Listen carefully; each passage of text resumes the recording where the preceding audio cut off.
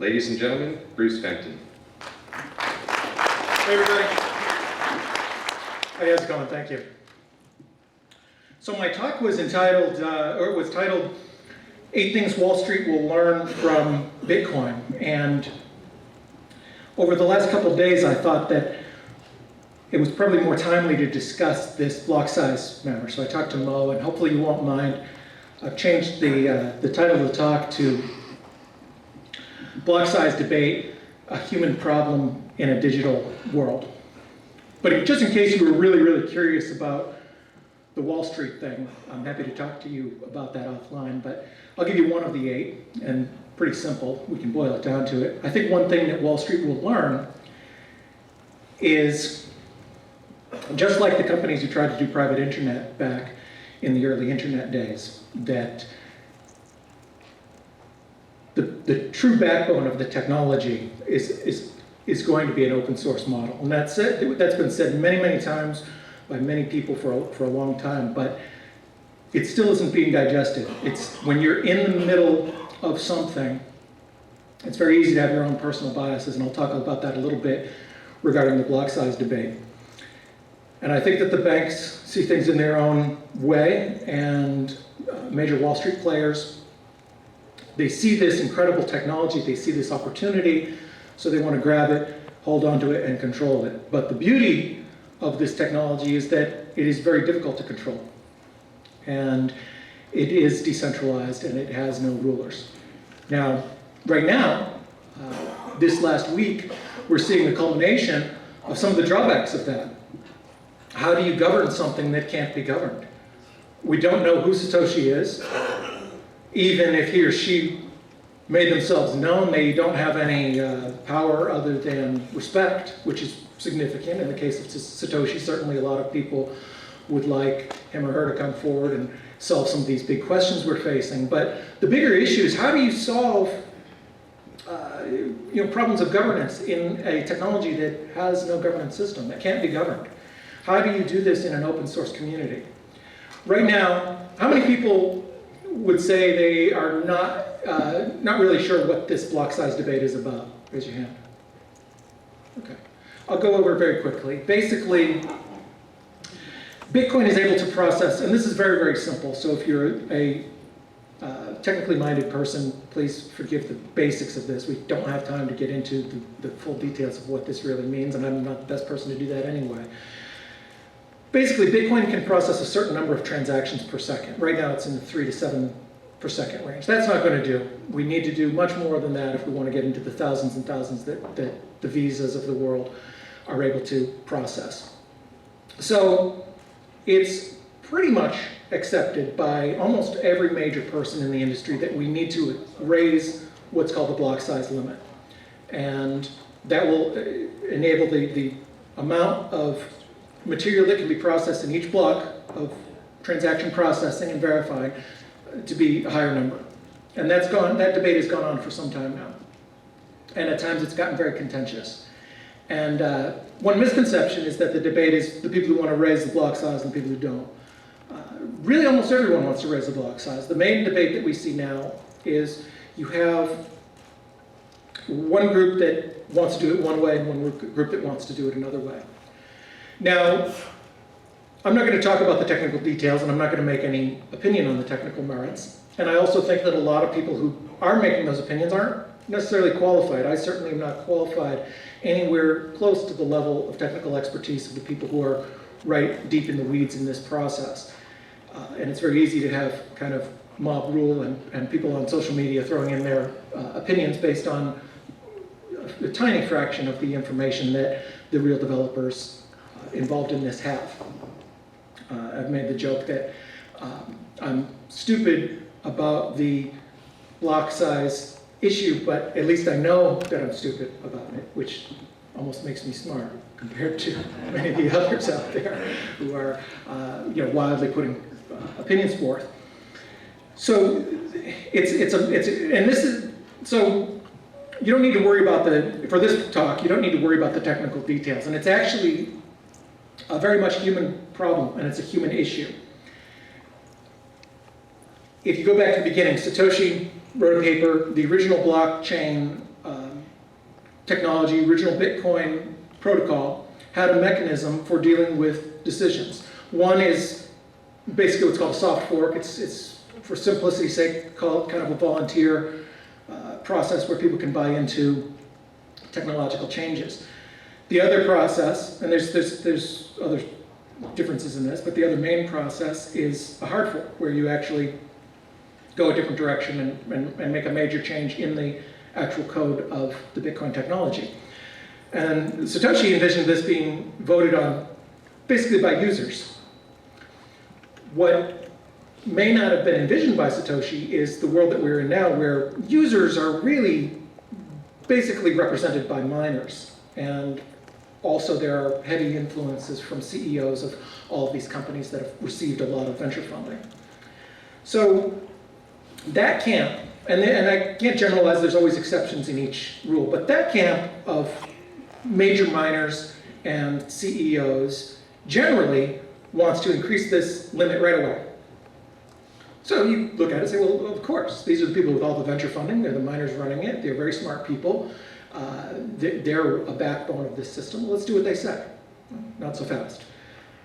The technical people that have been actually doing the development on this, and that's known as the core dev team. And by the way, this is another very simple but confusing thing. When people refer to core dev, it doesn't just mean all developers at the core of Bitcoin. That means specifically people developing this core protocol.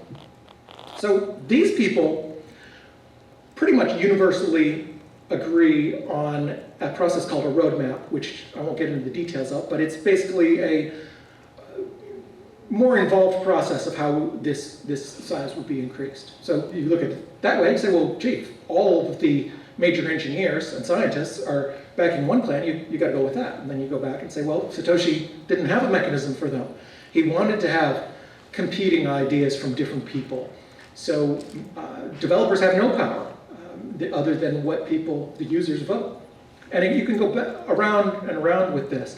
And both sides have very good points. The developers, in general, I think are sort of bewildered and maybe hurt and saddened and confused of why anyone would not listen when you have 48 of the top 50 or so current developers who agreed on something. Why wouldn't you listen to that? And then the criticism from the miners and CEOs is, for right or wrong, and I'm not here to make any judgment, for right or wrong, that the core developers have not been responsive to the needs of the industry. Someone used an analogy and said, if you had all of your engineers telling you that this is the way to build a bridge, would you build it a different way? And the response to that could be, well, what if they're building it to the wrong direction? You need to listen to people in the town on both sides, even if they don't know anything about engineering. So it is a very, very complex human issue.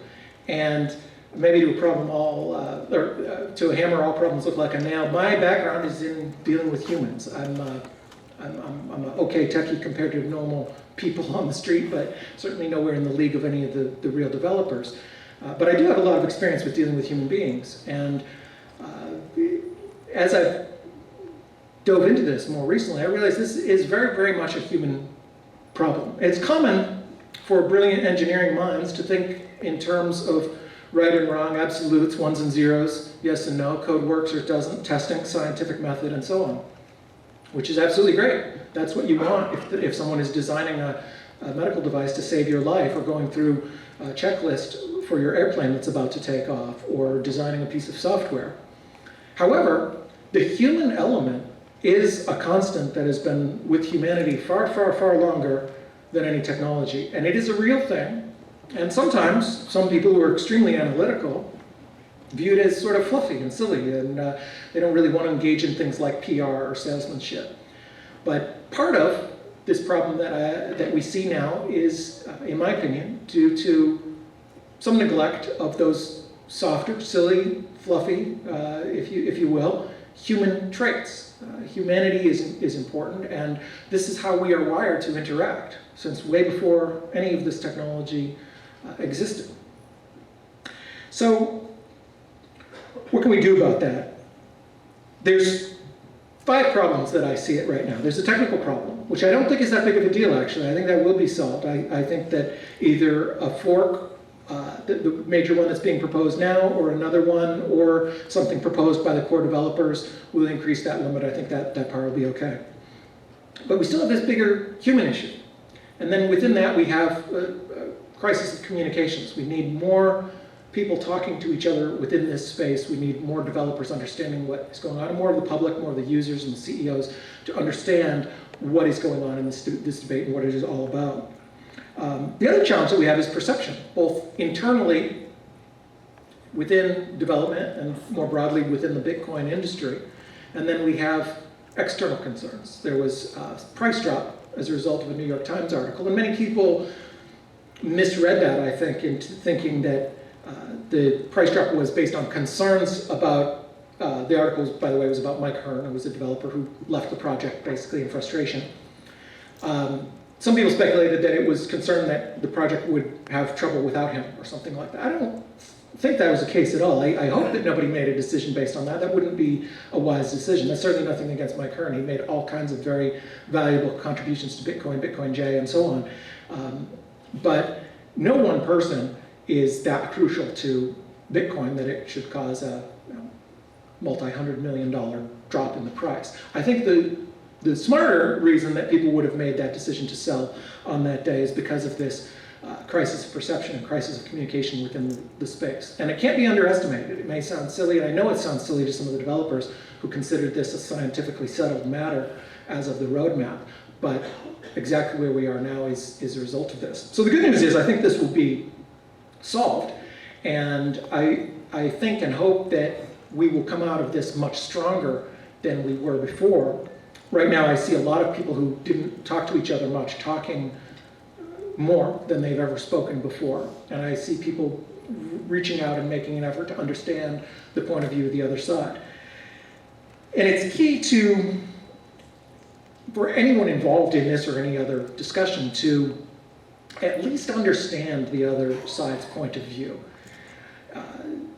You may disagree with it, but when people don't understand it at all, then you have a problem where people go down a path of getting stuck in their ways and starting to judge the person rather than the message. It's not who proposes something, it's what is proposed. It's not about the who, it's about the what. And that's pretty simple and scientific, but even some scientific minds are subject to our very frail and flawed human emotions. Thinking outside the box is another key that I think will help in this process. There's a great story about, I traveled to the Middle East a lot actually, and this story came from there. I heard about it on a TED Talk. But there is a story of a father who gives his sons his fortune, which is 17 camels. He has 3 sons. He says half of them for the oldest son, a third for the next son, and 1/6 for the youngest son. And the sons say, well, how do we do that? We can't divide camels in half. That's a fraction. You can't round up for one person and not the others. That wouldn't be fair. You can't divide it by 6. You can't divide it by 2. So you can't cut the camel in half. So how do we solve that? So they went to the village elderly woman, and she said, well, boys, I don't know. But I'll tell you what, I have an extra camel. I don't need it. If you want it and it will help you in your negotiations, go ahead and take it. So they took it. Now they had 18 camels. Simple. Divide in half, it's 9. You divide in thirds, you have 6 camels. And you divide in 6, you have 2. So they get 9 camels to one brother, 6 to the other, and 2 to the other brother. What's that add up to? 17 camels. Took the original camel, brought it, gave it back to the old lady. Said, thank you very much. And if you do the math on that, all of them actually round the fraction up. They all rounded up. So they got more than they would have had they divided it. Does that make any sense mathematically? No, just do it. It's extremely simple math. And sometimes very, very simple solutions can be gained by thinking outside the box. And that's a really key matter in this this process. So not everybody in this room, or actually very few of the people in this room, are involved in this process, but it is important to all of us, and I think it's important to think about it in a big picture way, to think about what does this mean? What does this ecosystem mean? Some people sort of flippantly, when the New York Times article came out, they said, oh, don't worry, Bitcoin's the honey badger of money. It's been declared 89 times. Don't worry about it. Well, this is a serious matter. It's not something you just brush off. I do believe that. I believe that Bitcoin is the honey badger of money and won't be destroyed by this or other issues that we face. But it doesn't mean that positive thinking alone doesn't make an issue go away. You have to think about these things and carefully consider them and be aware of what is going on. But what it means to the general user, to people not involved in this debate, it means that we are in an experimental, uncharted territory. There isn't a lot of models for this kind of thing. There's a lot of open source projects that have been successful. There's a lot of them who've had all kinds of infighting and challenges. But Bitcoin is an entirely new animal. There's a lot of people who've made comparisons. Trace Mayer, who's going to speak later, makes a comparison of a split of, if the coin went two different ways and there's two different pricing mechanisms, you have a split like PayPal and eBay. And there's other great analogies that people use. None of them quite exactly mirror the situation that we're in this place. So it's interesting. It's a very interesting human situation, and I think the important thing is that it is being worked on. There has been a great deal of compromise even in the last week that I see firsthand, and I'm very confident that this will be solved. And I think it will be, at that time, hopefully, be seen as a great victory for Bitcoin. The outside world, and even internally a little bit, we view Bitcoin as this kind of monolithic sort of thing, and outside there are questions: does it work? Will it work? Is this experiment going to fail or not? There's been a couple articles that thought it had failed. New York Times implied it, Washington Post flat out said. Those who bet against Bitcoin and declared it dead have been wrong every single time, and there's been 80 or 90 major times that's happened. I don't think this time is any different. So going forward, where does that leave us? I think there's a need for increased communication across our industry. I would urge everyone to research, not necessarily to make an opinion or weigh in on an internet poll. Those aren't always that valuable, but just be aware of what is going on and understand the backbone of this technology. It isn't simple stuff, and it is uncharted territory. So that's one thing that I would recommend to anyone involved in this space, and look at how the governance works and be thinking about what are the best ways to make decisions when you have something that is ungovernable. I'll go ahead and open it to questions, actually, if anybody has any. I think I have a little bit of time. But you can ask about this or the Wall Street part that you might have come here for. And I changed the topic on you. Go ahead. We'll skip the first question. It's always the hardest. Go right to the second.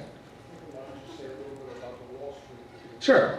So my background is from Wall Street. I used to work at Morgan Stanley Dean Witter, and then founded an independent investment firm called Atlantic Financial in 1994. And so I've been watching this very carefully, and it's been very interesting to see this technology go from being completely ridiculed to very widely accepted. Will had that great slide that we just saw with all of the names: Goldman Sachs, Bank of America, Citigroup, JP Morgan. All of the major companies are looking at this technology, and it's really quite incredible. The first Bitcoin conference that I went to, I was dressed pretty much like this. And I walked in the door and I said, oh boy, I kind of took that jacket off because I was way, way overdressed. And then I still had the collared shirt, so I still sort of stuck out as an oddball. But a couple meetings after that, there's a few people with this sort of blazer. And then 2 meetings later, there was whispering, there's a venture capitalist here. That guy in the front, he's a venture capitalist. Couldn't believe it. Really? A real venture capitalist? Couldn't be, Andreessen Horowitz or Kleiner Perkins or anything. It must be a very small firm, some experimental guy who's just in town. So we've changed quite a bit from them, from being outright dismissed and ridiculed. And the best way, I guess, I could articulate this, what Wall Street will learn, is you have the very same people who kind of ridiculed this and now are embracing it. And we laugh internally about this blockchain versus Bitcoin. I had people saying things to me like, people I told about Bitcoin 3 years ago who laughed at it, Wall Street people, my old colleagues, who say things like, Bruce, told you were wrong about that crazy Bitcoin thing. Blockchain, that's where it's at. You should have gotten involved in blockchain. That's pretty representative of the types of misunderstandings that Wall Street still has. This is complex stuff. Coming to meetings like this is great. You learn a lot. And there's a lot of people with a surprising amount of money and influence behind them who never attend meetings like this.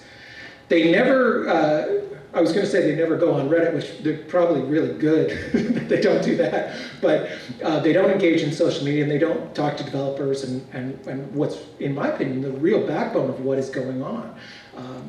And they just have grabbed this buzzword called blockchain and they're running with it. And I think that exposes them to a lot of risk.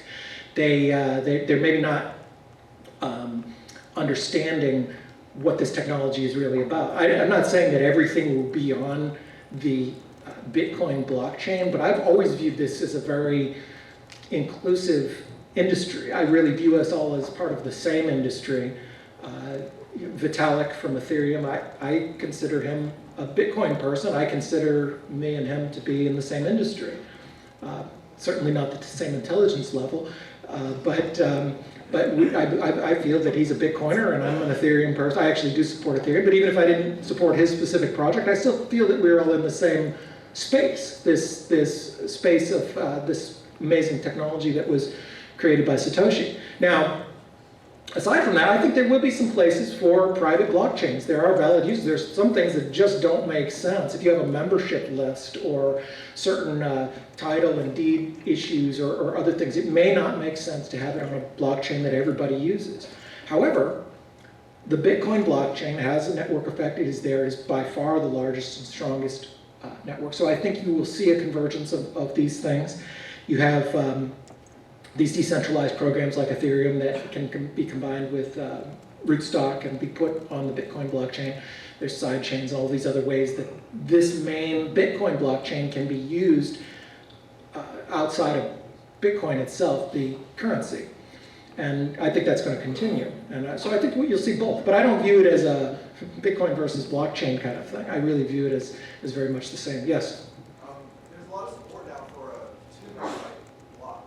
Do you feel that that's just a stopgap measure to buy more time before we figure out what the real solution is? Or is this actually the solution for now? Yeah, the question is, there's a lot of support for a 2 megabyte block size increase on this issue that I mentioned. And a block is basically the block batch of transactions that are done in a basically 10-minute period. And right now it's a megabyte. And so there's need, and Mike Hearn, a lot of technical people disagree with him and his sort of final farewell post to Bitcoin that he made in talking about the problems where we already see evidence that we're, or in some opinions, that we're coming up against this limit. So it is pretty much agreed in the industry by the major people that we need to do that increase. Both of the kind of major proposals that are being talked about right now this week do include that. It's just a matter of how they include it. Now, Adam Back, who is one of the smartest people, in my opinion, one of the smartest people in this industry, and I feel fortunate to have spoken to him a little bit more recently, and I definitely believe that his heart is in support of Bitcoin, and he believes in this technology far more than any possible business considerations or other speculation that people might have about his motives.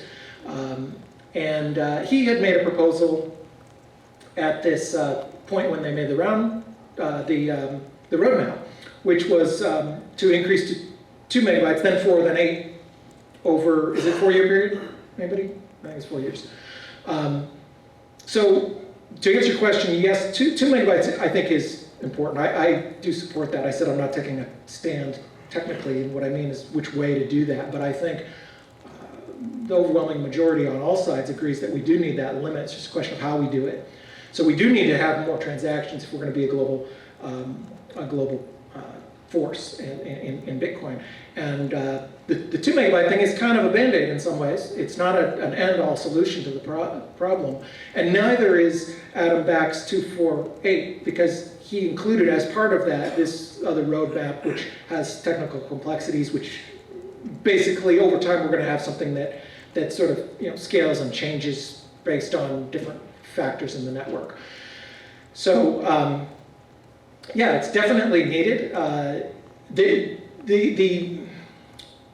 The messaging is just as much of a challenge as the reality of the technical problem on this. There's a lot of people who aren't technical, and I include myself in that category, by the way, but there's a lot of people who don't really understand what has already been agreed on, what these different proposals are doing. There's this perception, sometimes when I talk about internal and external perception, there's a perception internally in Bitcoin, and especially outside of Bitcoin, that this is just a complete disorganized argument that has no end in sight, and they're never going to agree on a solution. That's not really the case. One of these solutions is going to go forward. Yeah, Michael. So I was going to ask a follow-on for your first question about Wall Street embracing, after sort of laughing at first. Is there a danger, in your opinion, because really it's not so much private versus public, it's sort of the permissionless and decentralized, and I would certainly put Ethereum and Dash and a lot of the other leading cryptocurrencies into that same, sort of we're building things that work on their own, that are fair governance, et cetera, versus, I saw a little bit of a horrifying article in Bitcoin Magazine. It was essentially R3's position that, hey, we're building something that's decentralized among the big banks, so therefore it's legal and safer. And do you think there's a risk as this continues to sort of congeal that the message will be, hey, the only safe blockchain is the bank chain? Yeah, that's a great point. So for those of you who don't know what R3 is, it is a very impressive group of banks that they have gathered. And I don't know much about how deep these agreements are. I know they have a very impressive list. I don't know if that means that the banks are putting hundreds of people on this, or it's just somebody who comes sign something. What's that? And where Mike Hearn works now. Yeah, Mike Hearn works there. And that was another criticism, that he's sort of sabotaging this for that. I still view us as part of the same industry. I'd love to get to know the R3 folks more. I do disagree with, from what I know about their project. Another popular one is Blythe Masters, who was a former JP Morgan executive. And some people have criticized these people, and I thought it somewhat amusing when people have said things like, Blythe Masters doesn't know what she's doing, or she's got a bad plan. On the surface, I agree that from what I know, it seems that they could probably improve on their plan, but I don't know their behind the room scenes. What I do know is that it'd be crazy to underestimate the intelligence, capability, hard work, and ability to adapt of any of these executives. Maybe they are wrong. I don't know. Maybe we're wrong. But they're going to be able to change and pivot. And I hope that that's what ends up happening. But maybe I'm wrong. Maybe you end up with this kind of private blockchain with the banks, and maybe not. You had intranets for a long time. Now companies don't really use those as much. You had AOL, which no one uses anymore, Prodigy, these kind of internet services that were closed. So I think time will tell. I'm on the side that open technology is better. You can't put toothpaste back in the tube. You can't harness the air in this room and put it in a bottle and close it. Bitcoin is out there, and this open source blockchain, whether it's used for currency or not, it's there, it's here, it's superior. It is a better mousetrap. And no inferior mousetrap is going to beat the superior one without a heck of a lot of effort and luck. Yes? You've heard any talk about, like with the NASDAQ, talking about using security transactions through a blockchain to knowing the value? And then also, how that would affect high-frequency trading, which is 80% of the volume on the markets right now, which is actually happening off the market. Now you're saying that the value is of the person that only trades on the market, and now they've reduced 80% of the trading volume on all exchanges. Yeah. It'll be interesting to see. And there's a lot of, I'm running out of time, so I don't have the time to get into detail, but there's a lot of different ways that this kind of NASDAQ issue is being looked at. At the very simplest level, can we put securities, investments into their own coin? Could you have an Apple altcoin? I know the answer is yes. I could create it tomorrow. It's just a matter of some legal paperwork, which I think could be done, and the technology is trivial. There's the partnership that NASDAQ has made, which is talking, I think, what you're talking about with this trading, and it's new. All of this is an experiment. We may end up having a lot of different offshoots in this technology that work in different ways, and most likely a lot of the plans that we see now, and I don't mean this in a bad way, but really all of the businesses out there, whether they're private chains or public chains, I think they're all going to adapt. That's what happened with the internet. Amazon was originally a bookstore. You have to adapt in a changing time. My firm, Atlantic Financial, was the first full-service investment firm on the internet. Our original goal was to be a discount broker, and we had this incredible discount rate of $75 a trade. I said, that's it, you're going down. And then Charles Schwab came along with $69. I said, oh boy, I lowered. And I ended up in a price battle all the way down to 25, and then TD Waterhouse or somebody came out with 14, and I was actually losing money at that point. I said, forget it, I'll just go the other way and try to give high-touch advice. I think you have to adapt like that, and we've already seen it with some of the companies who've pivoted and changed within the industry. And that's the beauty of this. In closing, I'd say that, I'll grab you after, I gotta run, but we are in this very fascinating human and technology-driven situation that does allow for adaptation. And there are new things that are coming along, the invention of Ethereum and now rootstock and all of these other issues, side chains, these different things are really extraordinary. And there's a lot of very, very clever people. I've met some of the most interesting and intelligent people I've ever met in this industry who are working on all kinds of fascinating solutions that I think are going to change our world for the better place. So I don't know where this road is going, but I know that you're going to look back and be glad that you were in this room, way back in early 2016, because we are in for a very interesting and wild and hopefully fun and profitable and ride that makes humanity a little bit of a better place. Thank you.